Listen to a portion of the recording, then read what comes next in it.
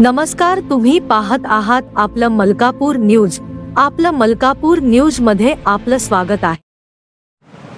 47 वर्षांनंतर शासकीय अध्यापक विद्यालय बुलढाणाच्या माजी विद्यार्थ्यांचा मेळावा संपन्न। भटक्या कुत्र्यांना सार्वजनिक ठिकाणी खाद्य देणाऱ्या विरोधात आता दंडात्मक कार्य करण्याचे आदेश। भारताचे 53वे सरन्यायाधीश म्हणून न्यायमूर्ती सूर्यकांत यांनी घेतली शपथ।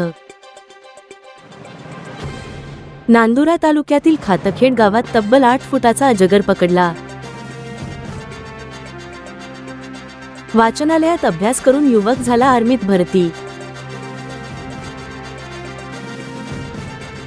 रब्बी हंगामा 2025 पीक स्पर्धा अन्नधान्य कडधान्य व पिकासाठी डिसेंबर 31 पर्यंत अर्ज करण्याचे आवाहन। आयुष्मान भारत अंतर्गत आता 10 लाखापर्यंत मोफत उपचार मिळणार। पंतप्रधान मोदींच्या हस्ते अयोध्येच्या राम मंदिरावर फडकला धर्मध्वज। राणे कुटुंबांचे मन दुखावू नका, एकनाथ शिंदेंचा आदेश।